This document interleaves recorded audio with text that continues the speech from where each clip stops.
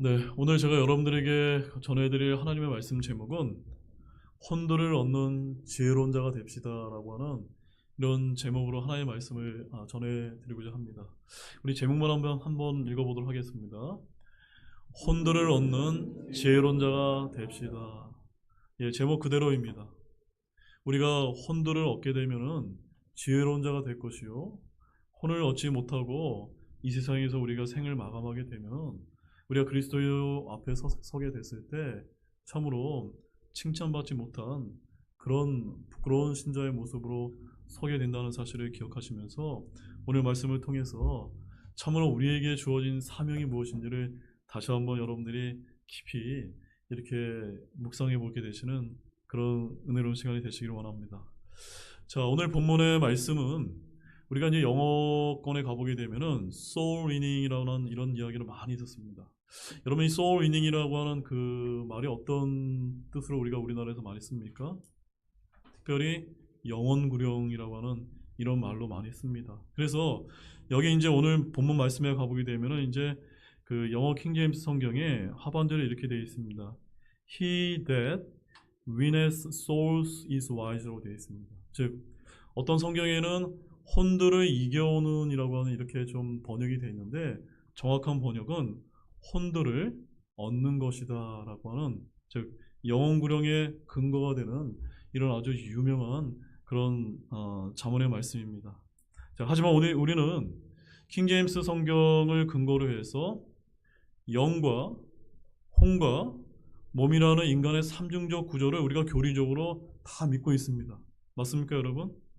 그렇기 때문에 우리는 영혼이라고 하는 말보다는 영과 혼을 분리해서 쓰고 있기 때문에 오늘 설교 제목도 그런 바른 교리에 맞게 영혼들을 얻는 지혜로운 자가 아니라 제가 뭐라고 이제 쓰게 된 것입니까? 혼들을 얻는 지혜로운 자가 됩시다라고 하는 이런 제목을 이제 쓰게 되었다는 사실을 먼저 여러분이 좀 알아두셨으면 좋겠습니다. 여러분, 2023년의 가장 마지막 날이자 12월 31일은 오늘 제가 무슨 설교 말씀을 전할까 고민을 하다가 오늘 이 잠언 11장 30절 말씀이 눈에 들어와서 이제 본문으로 정하게 되었습니다. 이 말씀이 중요한 이유는 제가 구구절절 여러분에게 설명을 자세히 하지 않아도 너무나 여러분이 잘 아시리라 그렇게 믿고 있습니다. 교회의 중요한 사명이자 예수님을 믿고 구원받는 우리의 사명은 바로 복음을 전해서 혼돈을 얻는 일이라고 그렇게 저는 믿고 있습니다. 맞습니까, 여러분? 저는 이 세상 그 무엇보다도 혼돈을 얻는 일이 가장 중요한 일이라고 믿고 있는데, 여기 계신 우리 성도 여러분 모두도 다 거기에 동의하시리라 그렇게 믿습니다. 아멘이시죠, 여러분? 자, 이제 하루만 지나면 2024년 새해가 됩니다. 저는 우리 등대 침례교회와 성도 여러분 모두가 여러 가지 많은 계획들을 새해가 되면은 세우실 것이라고 믿고 있습니다. 하지만 그 중에서도 가장 중요한 계획은 어떤 계획이 되어야 하냐면 바로 오늘 말씀처럼 혼돈을 얻는 이런 중요한 사명을 잘 감당하는 그런 계획들을 우리가 새해에 세웠으면 좋겠습니다. 그런 의미에서 오늘 이 말씀을 제가 준비하게 되었다는 것을 여러분에게 솔직히 말씀을 드리면서 자, 본문을 보겠습니다. 자, 잠언 11장 30절 말씀을 다시 한번 우리 한 목소리로 읽어보도록 하겠습니다.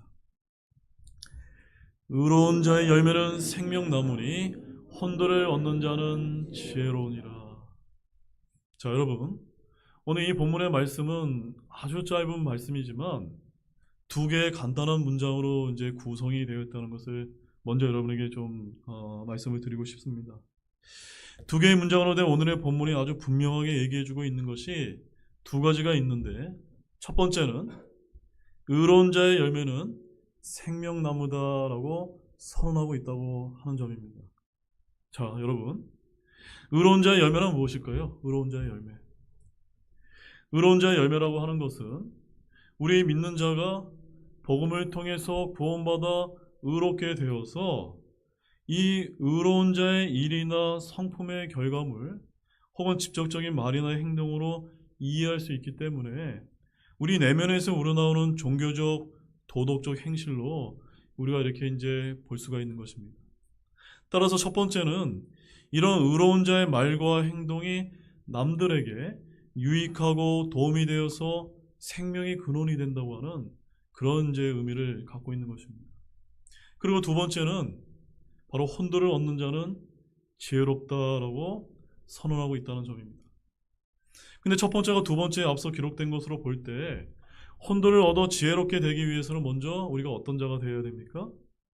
의로운 자가 되어서 생명을 낳는 열매를 맺는 것이 선행되고 있다는 사실에 우리가 주목할 필요가 있는 것입니다. 사실 첫 번째와 두 번째 모두 거의 동일한 것이기도 하지만 첫 번째는 의로운 자들에게 저절로 맺어지는 열매에 대해서 강조를 하고 있다면 두 번째는 의로운 자들이 그리스도를 위하여 혼도를 얻는 일에 힘써야 한다는 것을 말해주고 있는 것입니다. 자, 오늘 말씀은 이런 두 가지 구조로 이루어진 이 말씀을 이제 가지고 두 가지 교훈을 좀 여러분에게 좀 전해드리고자 합니다. 자, 첫 번째 교훈은 우리 믿는 자는 자신의 삶 속에서 구원받은 거듭난 생명으로 인한 열매를 맺어야 된다는 점입니다. 그래서 본문 30절 말씀 앞부분을 보게 되면 의로운 자의 열매는 뭐라고 기록하고 있습니까? 생명나무다라고 이렇게 기록하고 있습니다. 여러분, 먼저 자기 자신 속에 하나님으로 말미암아 구원받은 충만한 생명이 없다면 다른 사람이 그 생명이 흘러넘쳐가게 하는 것은 가능할까요? 불가능할까요?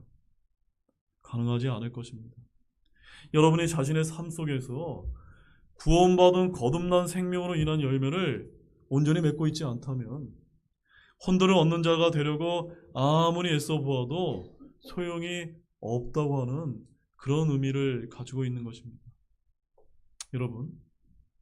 여러분이 여러분의 삶으로 주님을 온전히 섬기고 있지 않은데 어떻게 입술로 주님을 섬길 수 있겠습니까? 여러분이 자신의 손과 발과 심장으로는 마귀의 복음을 전하고 자신의 거룩하지 못한 행실을 통해서 적그리스도를 지지하며 살아가고 있는데 어떻게 혀로는 주님의 복음을 온전히 전할 수 있겠습니까? 그렇기 때문에 먼저 우리 속에 예수님을 믿음으로 인해 주어진 생명이 있고 우리가 삶 속에서 그 생명으로 인한 열매를 맺어 하나님께 영광을 돌려야만 다른 사람이 우리의 모습을 보고 회심하는 일이 일어나게 되는 것입니다. 우리는 우리의 머리 되시는 그리스도께로 가서 그리스도 안에 있는 생명이 그가 다른 사람에게 유익이 되는데 필수적임을 깨달아야만 됩니다. 믿는 자의 삶은 그 영혼의 복으로 충만한 삶이기 때문인 것입니다. 먼저 우리가 주목해야 될 것은 믿는 자에게 맺어지는 열매는 우리 그리스도인의 성품에 합당한 열매라는 사실입니다. 그래서 본문 30절 말씀 앞부분에 의로운 자의 열매는 생명나무니라고 하는 이 말씀처럼 열매를 맺고 그 나무가 어떤 나무인지 열매를 보면 잘 알 수가 있다고 하는 것입니다.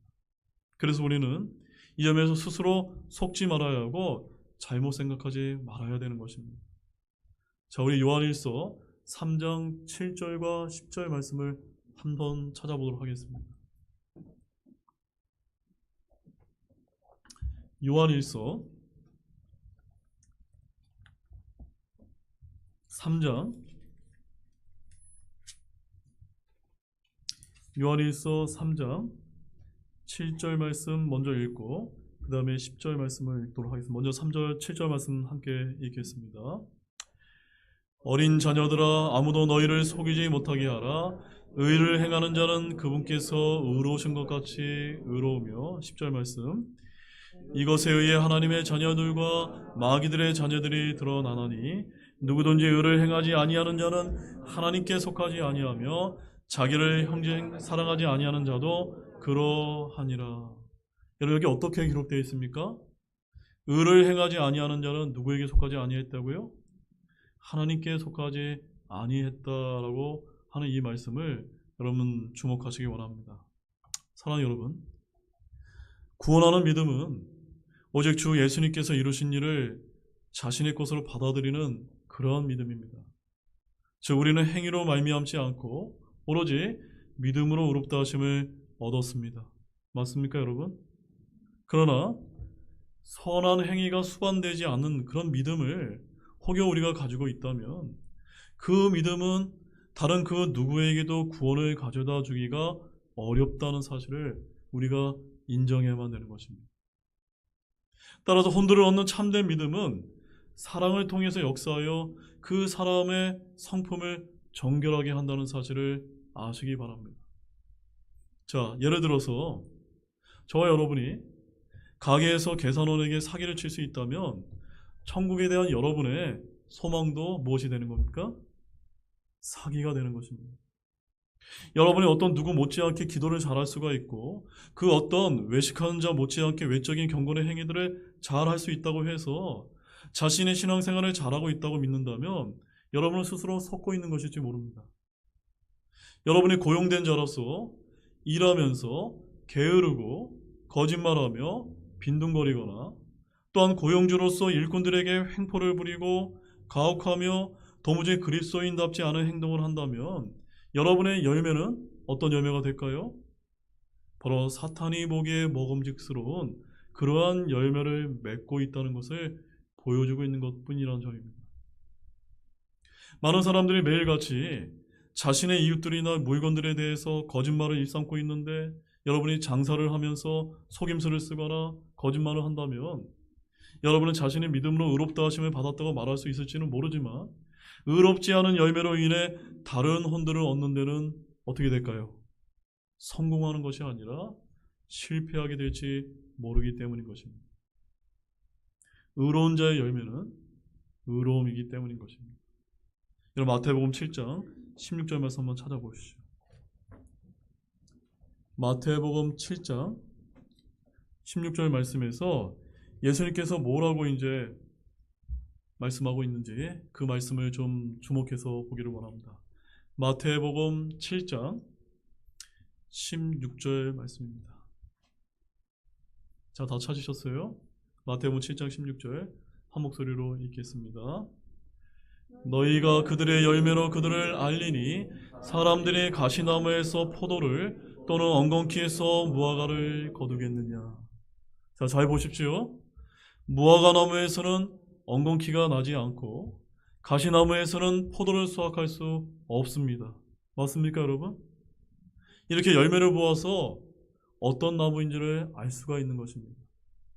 우리는 사람들의 마음을 살펴볼 수가 없고 그렇게 하려고 해서도 안 됩니다. 하지만 우리는 사람들의 삶을 살펴볼 수 있다는 점입니다. 우리는 우리 자신의 삶을 살펴보고서 의로운 열매를 맺고 있는지 확인할 필요가 있는 것입니다. 왜냐하면 우리가 의로운 열매를 맺고 있지 않다면 우리는 어떠한 자이기 때문입니까? 의로운 자가 아니기 때문인 것입니다. 하지만 의로운 자의 열매는 그들의 거듭난 본성에서 열매를 맺음으로써 자연스럽게 맺어지는 것이지만 언제나 하나님의 선물의 은혜의 결과라는 것을 우리는 결코 잊어서는 안 되는 것입니다. 우리는 그리스도 안에 거하지 않으면 그 어떤 열매도 맺을 수 없습니다. 의로운 자들은 포도나무이신 그리스도의 가지로만 있을 때만 풍성한 생명의 열매를 맺게 될 것이기 때문입니다. 여러분 요한복음 15장 4절과 5절 말씀도 한번 가보십시오.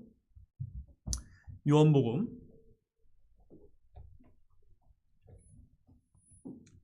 15장 4절 5절 말씀입니다.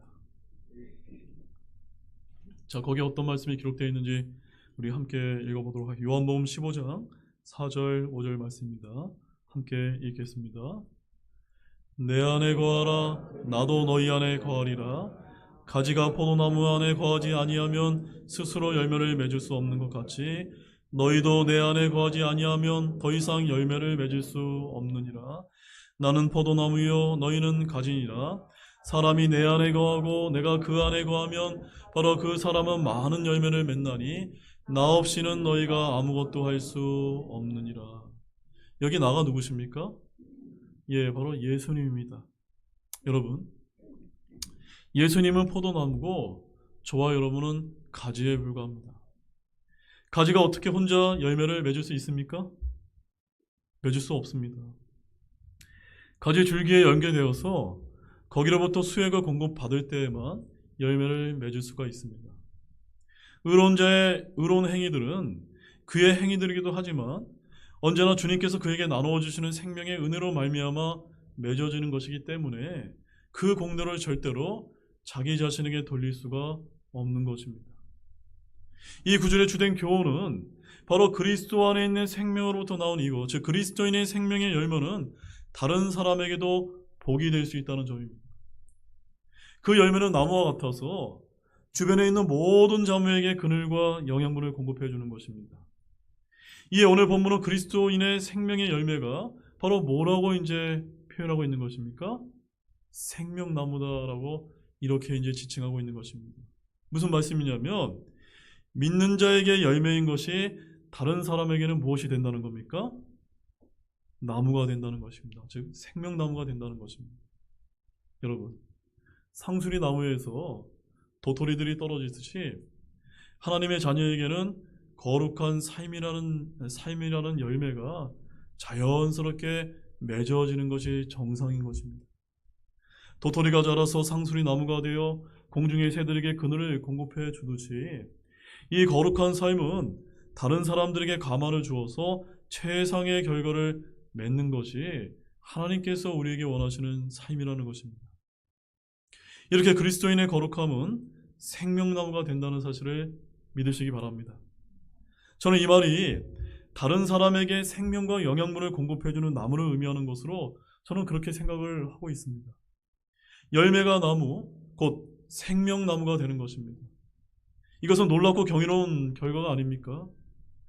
그리스도께서 그리스도인 안에서 생명나무가 되는 새로운 성품을 만들어내시는 것입니다. 외적인 성품은 내적인 생명의 열매입니다. 이 외적인 생명 자체도 열매에서 나무로 자라서 나무로서 다른 사람들 속에서 하나님을 찬송하게 하고 영광을 돌리게 하는 생명나무의 열매를 맺게 하는 것입니다. 사랑하는 여러분, 저는 주의 자녀들 중에서 주님과 아주 가까이 동행하며 살아가는 분들을 아주 많이 알고 있습니다. 그분들이 생명나무라는 데는 의심의 여지가 없다고 여러분이 솔직히 고백을 드립니다. 왜냐하면 그분들이 만들어낸 생명의 선한 열매가 많은 지친 영혼들을 위로해주고 시원하게 해주며 새 힘을 주고 있기 때문인 것입니다. 그런 사람들은 그들이 자신에게 공감해주면서 주님의 신실하심에 대해서 얘기해주며 지혜의 길로 인도해주는 것을 큰 축복으로 여기는 사람들입니다. 이 세상에 다른 사람에게 큰 축복이 되는 사람이 얼마 되지는 않지만 그런 사람들은 모두 복음 진리의 도서관으로서 우리가 읽게 되는 수많은 경건 서적들보다 훨씬 더 낫다는 것을 저와 여러분은 인정해야만 되는 것입니다. 왜냐하면 하나님의 진리가 그분들의 삶 속에 그대로 기록되어 나타나고 있기 때문인 것입니다. 그분들의 성품은 참되고 살아있는 무엇과 같습니까? 생명나무와 같은 것입니다. 그러한 성도들은 다른 사람들에게 위로를 줄 뿐만이 아니라 영적인 영양분도 공급해 줍니다. 잘 연단된 그리스도인들은 다른 사람들을 돌보는 부모가 되어서 연약한 자들에게 힘을 주고 비탄에 빠진 자들의 상처를 싸매주는 것입니다. 또한 넓은 마음을 지닌 그리스도인들의 강하고 담대하며 너그러운 행동들은 동료 그리스도인들에게 큰 힘이 되어서 그들을 더 높은 곳으로 들어 올려주는 역할을 하게 되는 것입니다. 그런 생명나무와 같은 그리스도인들은 고난 가운데서 인내하며 위험 가운데서 담대하고 하나님을 믿는 거룩한 믿음을 보이며 시련 가운데서도 밝고 행복한 얼굴을 하고 있기 때문에 여러분들은 그분들을 보기만 해도 새 힘을 얻고 여러분 자신에게 닥친 어려운 일들을 헤쳐나갈 수 있는 용기를 얻게 되는 것입니다. 거룩해진 신자의 모범은 이런저런 모양으로 형제들을 치유해주고 위로해주며 그들을 높은 곳으로 들어올려서 걱정과 불신앙으로부터 벗어나도록 도와주는 것입니다. 생명나무는 그 잎사귀조차 사람들을 치유하는 힘이 있는 것과 마찬가지로 성도들의 언행 그 자체가 수많은 질병들을 고쳐주는 치료약이 되기도 하는 것입니다. 여기서 우리는 한 가지만 더 말해두고자 하는데 그것은 바로 이 거룩한 생명은 우리가 최종적으로 가고자 하는 그 새 예루살렘에 가서야 완전해지고 온전하게 드러나게 될지도 모른다는 점을 기억해야 된다는 점입니다. 자, 요한계시록 22장 1절과 2절 말씀 한번 찾아보시기 바랍니다. 요한계시록 22장 1절로 2절 말씀입니다.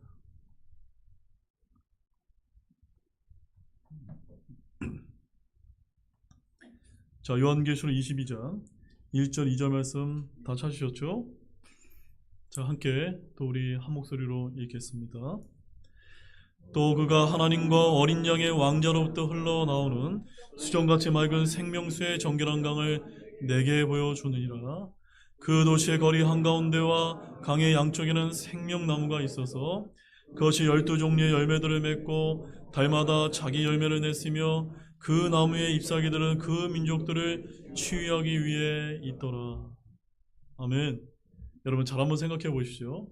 성경을 보게 되면 생명나무가 언제 처음으로 언급됩니까? 창세기 3장에서 에덴 동산에서 생명나무가 처음으로 언급되었는데 바로 아담의 불순종으로 인해서 그 생명나무는 접근이 거부되는 일이 발생을 했습니다. 그 다음에 이제 요한계시록에 가서 우리가 저 바라는 새 예루살렘에 갔을 때 다시 그 강 양쪽에 생명나무가 이제 열리는 것을 우리가 이제 보게 됩니다. 자, 그런데 이런 창세기 3장과 계시록 22장 사이에 누가 그러면 생명나무와 같은 역할을 하게 될 것이라고 성경은 우리에게 알려주고 있습니까? 오늘 잠언 11장 30절 말씀처럼 의로운 자의 열매가 뭐라고 말씀하고 있습니까? 생명나무다. 바로 구원받은 저와 여러분이 세상에 나가서 우리가 어떤 역할을 해야 되는 겁니까? 생명나무가 되어야 되는 것입니다. 그 생명나무는 내게 유익이 있는 것이 아니라 다른 이들에게, 특별히 복음이 필요한 자들에게 유익이 되는 그런 생명나무와 같은 그런 신자가 되어야 된다라고 오늘 잠언 기자가 우리에게 알려주고 있는 것입니다. 따라서 이 말씀을 우리가 보게 되면 장차 우리가 속하게 될 새 예루살렘이라는 한 도시가 있게 될 것인데 거기에 있는 생명나무는 바로 하늘에 속한 나무이기 때문에 우리 그리스도인이 맺는 열매 역시도 하늘의 열매와 같다는 사실인 것입니다. 교리적으로 생명나무는 새 예루살렘의 강 양쪽에 심겨져 있고 그 나무의 잎사귀들은 실제적으로 민족들을 치유하게 될 것입니다.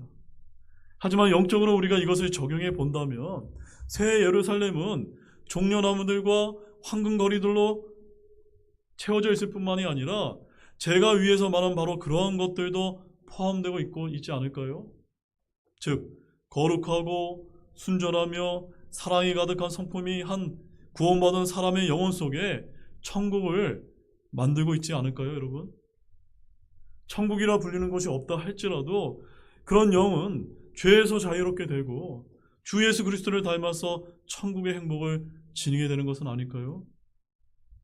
그러므로 사랑하는 여러분, 저와 여러분이 하나님 앞에서 의로운 것이 얼마나 중요한 것을 잘 한번 생각해 보시기를 바랍니다.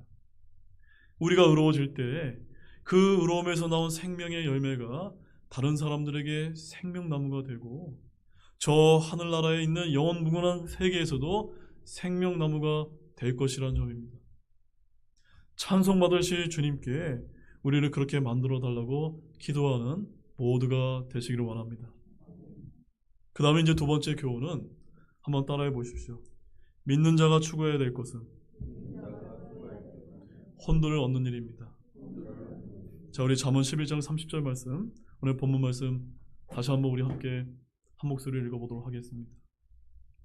함께 읽겠습니다. 의로운 자의 열매는 생명나무니 혼돈을 얻는 자는 지혜로우니라. 자, 우리가 앞에서 살펴본 첫 번째 교훈은 우리를 두 번째 교훈으로 안내해주는 그런 역할을 하고 있습니다. 믿는 자가 추구해야 될 일들이 바로 혼돈을 얻는 일인 이유는 무엇입니까? 바로 혼돈을 얻는 자는 무엇을 얻을 수 있기 때문입니까? 지혜로워질 수 있기 때문인 것입니다. 여러분 지혜로워지시기를 원하십니까? 다른 데 있는 것이 아닙니다. 우리가 많은 불쌍한 영혼, 그런 혼돈을 얻는 일에 우리가 매진하게 될 때 하나님이 보시기에 우리는 지혜로운 자가 될 수 있는 것입니다.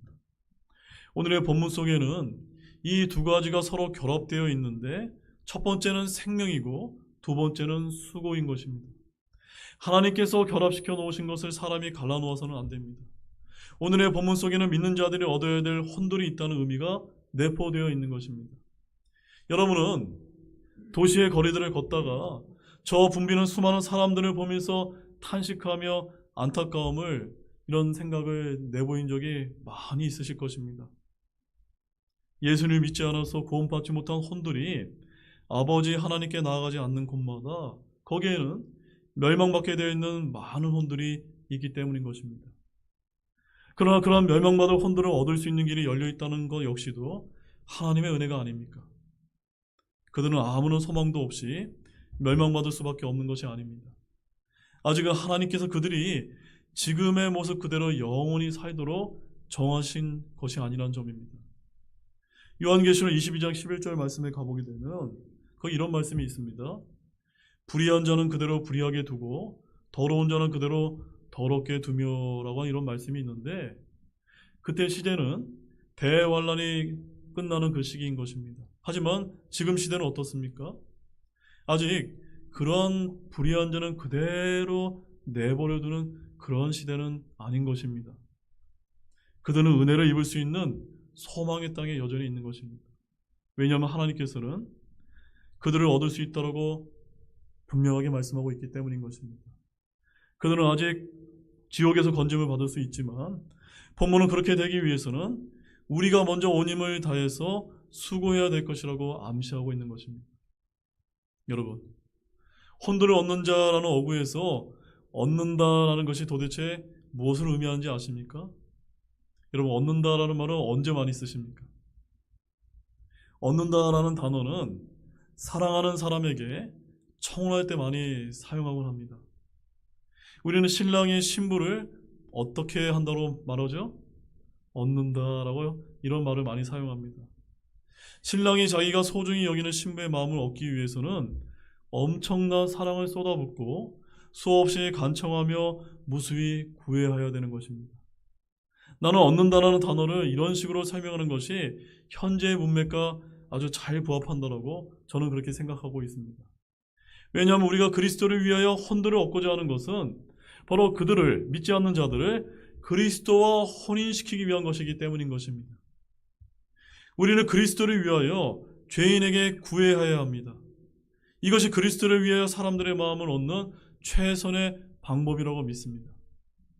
여러분, 창세기 24장에 가보게 되면은 아브라함의 종이 나오는데, 이 종이 이삭의 신부감을 구하기 위해 대신 나서서 구애자가 되었던 것처럼 예수님은 신랑이시고 우리는 그분을 위하여 대신 사람들에게 그분의 아름다움에 대해서 얘기하며 그분의 신부가 되어달라고 구애하는 자가 되어야 되는 것입니다. 여러분, 아브라함의 종이 어떻게 했는지 그 이야기를 여러분 한번 읽어보신 적이 있습니까? 그 대목을 여러분 찾아서 읽어보시게 되면은 그 종이 자신의 종이 아브라함과 그가 가진 재산에 대해서, 그리고 이삭의 그 주인의 모든 것에 상속할 자라는 것 등등에 관하여 말하고 있는 것을 여러분이 읽게 될 것입니다. 그 좋은 그런 말을 다 마친 후에 그 처녀인 리브가에게 자기와 함께 가자고 권유했고, 리브가는 창세기 24장 58절 말씀을 가보게 되면은 내가 이 사람과 함께 가려느냐라는 이러한 질문을 받게 되는 것을 우리가 볼 수가 있습니다. 여러분, 창세기 24장 58절 말씀 한번 찾아보실까요? 창세기 24장 58절, 우리 마지막 말씀입니다.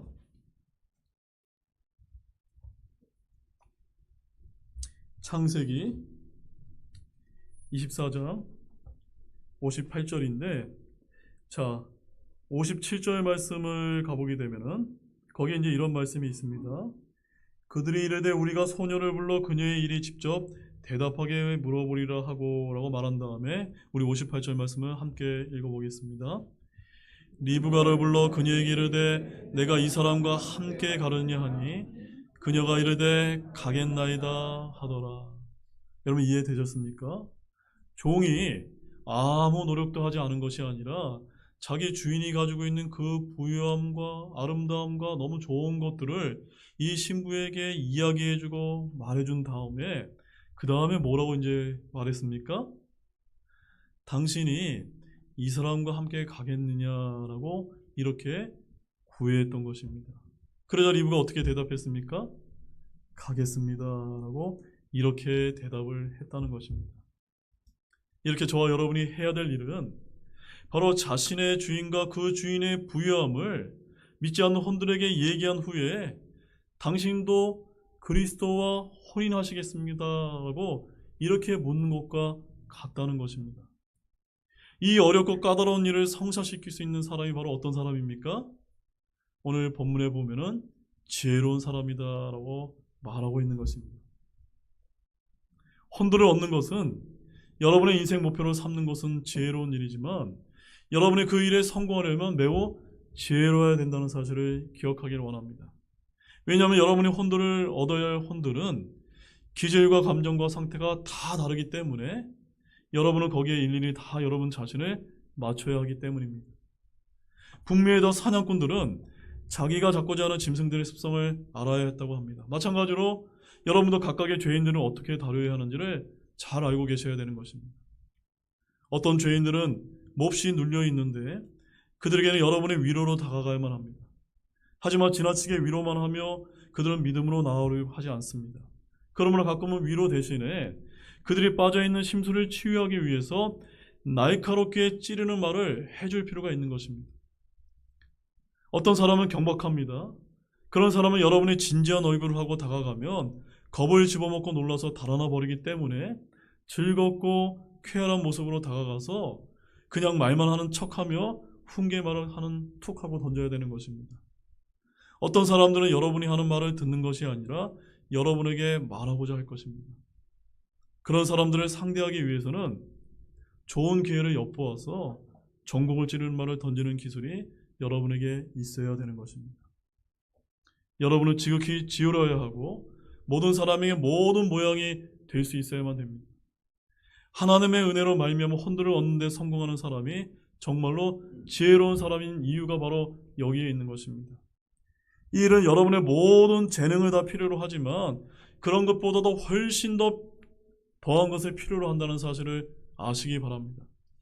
여러분은 진정으로 혼돈을 얻을 수 있도록 성령님의 도우심을 달라고 부르짖기를 원합니다. 이제 결론의 말씀을 드리도록 하겠습니다. 우리 사랑하는 그리스도인 형제자매님 여러분, 저는 여러분이 오늘 제가 전해드린 이 혼돈을 얻는 일을 곧바로 실천해서 바로 오늘 혼돈을 얻겠다고 결심하시는 모두가 되시기를 원합니다. 여러분이 전도해야 될 사람이 마땅히 떠오르지 않는다면 바로 지금 여러분 곁에 앉아있는 사람에게 복음을 전하시기 바랍니다. 집으로 가는 길에 만나는 사람에게 복음을 전하시기 바랍니다. 여러분의 부모나 여러분의 자녀들에게 복음을 전하시기 바랍니다. 여기 계신 여러분은 여러분의 자녀들 하나하나를 놓고서 기도하면서 그들에게 그리스도를 영접하도록 얼마나 강권해 오셨습니까? 만약 여러분이 영원한 것들에 대해서 단 한 번도 진지하게 그들에게 이야기한 적이 없다면 그들에게 하나님에 대해서 예수님에 대해서 진지하게 여러분의 마음을 솔직하게 쏟아 놓으시기 바랍니다. 여러분이 진정 주님을 사랑한다면 혼돈을 얻는 일에 열심을 다하십시오. 여러분은 그들의 비참한 모습이 정말로 보이지 않습니까? 그들은 무수히 때를 지어서 지옥으로 내려가고 있습니다. 시계바늘이 한 바퀴를 다 돌 때마다 지옥은 무수한 혼돈을 집어삼키고 있지 않습니까? 그들 중에는 그리스도를 모르는 자들도 있고 의도적으로 배척하는 자들도 있습니다. 오늘날 세상은 어둠 속에 놓여 있고 이 큰 도시는 여전히 빛을 갈망합니다. 어쩌면 이번 주가 지나기 전에 여러분의 가족과 친척과 친구들이 죽을지도 모릅니다. 그분들에게 여러분이 발견한 그 귀한 생명을 전하십시오. 여러분이 만난 예수님을 전하시기 바랍니다. 그러나 먼저 입으로만 전하는 것이 아니라 오늘 우리가 살펴봤던 말씀처럼 여러분의 자신의 삶 속에서 구원받은 거듭난 생명으로 인한 생명의 열매를 맺도록 노력하시기 바랍니다. 그리고 예수님의 복음을 전하시기 바랍니다. 이렇게 혼돈을 얻는 일에 열심을 다한 여러분의 삶은 우매한 자의 삶이 아니라 바로 지혜로운 자의 삶이었음이 그리스도 앞에 갔을 때 언젠가 다 드러나게 될 것입니다.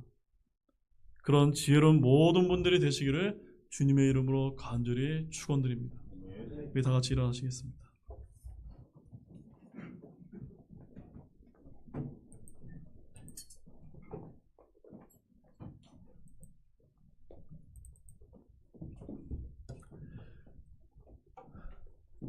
네, 오늘 제가 여러분에게 전해드릴 하나님의 말씀은 그렇게 복잡한 말씀이 아닙니다. 우리가 믿지 않는 그런 혼들에게 다가가서 복음을 전하고 그들을 지옥으로부터 건지는 이런 복음의 사명을 감당해야 되는 그런 사명이 우리에게 있는데, 그런 사명을 감당하기 전에 우리가 먼저 말씀을 통해서 순종함으로 우리 자신이 변화되어서 바로 생명의 열매를 낳는 생명나무가 되어야 된다는 점입니다. 그 다음에 우리가 혼돈을 얻는 일에 매진해야 귀한 열매가 맺을 수 있다고 하는 이런 말씀을 저희가 들은 것입니다. 오늘 말씀을 허투루 듣지 마시고 과연 우리가 주님 앞에 섰을 때 과연 내가 지혜로운 자가 될 수 있는가를 생각하면서 오늘 2012년 23년 마지막 이 주일 예배 때 정말 굳게 다짐하고 새해를 계획하는 우리 모두가 되게 해달라고 기도하는 그런 귀한 시간이 되시기를 원합니다. 잠시 기도하시겠습니다.